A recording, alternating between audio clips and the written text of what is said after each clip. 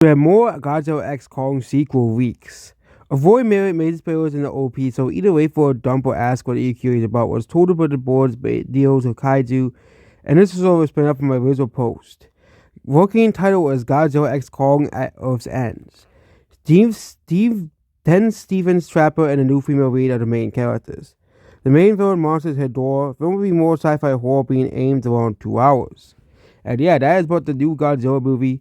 So the Godzilla movies, critics of course don't like it, but is anyone really expecting a movie critics like a Godzilla movie? Like, they literally claimed that they literally gave a movie about, what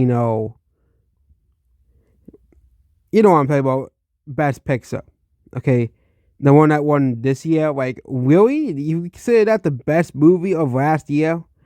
Like, again, Rotten Tomatoes critics do not really know how to have fun. Like, they give the Despicable Me 4 bad scores. They gave the Godzilla movie bad scores. Oh, but don't worry. Movies about, movies like Wicked get perfect scores, and Anora gets perfect scores. Nothing to see here, of course, Rotten Tomatoes would say. Surprised Sonic 3 got a good score, considering the fact that Sonic has never really done well with critics in terms of games and movies and film as well. But the Sonic movies actually did relatively okay with critics. Like, it wasn't really the best scores a movie could see. But when it comes to video game movies, it was, a very good, Oh, wait, I looked up Sonic, and it's some 1996 movie that nobody watched, but not that so. But Sonic the Hedgehog 2 and 1, despite the low scores on Rotten Tomatoes, which the first movie had 64%, and the second movie, I think, had a 69%.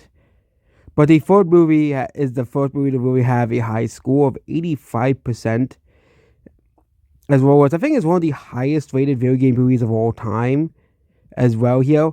But the critics are, of course, not very trustworthy sources to see it's a good or bad movie, because there are some movies that you'll find very enjoyable, but Rotten Tomatoes doesn't like them. And I do think the problem with most YouTube content creators is they always want to agree with the critics, because the critics are always right, which is not really a good thing for discourse around movies and film, because you might like a movie, but you're forced to say it because you want to agree with the majority of tabloid critics and say X movie is bad or X movie is good. Okay? Which is why certain movies are just so hated for absolutely no reason.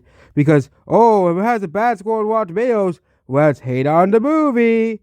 And I really hope that eventually this kind of idea finally goes away, where people realize that Rotten Tomatoes is not the bend all be all for movies, but if the biggest content movie and film content creators hate certain movies, yeah, it's just pretty ridiculous. Goodbye.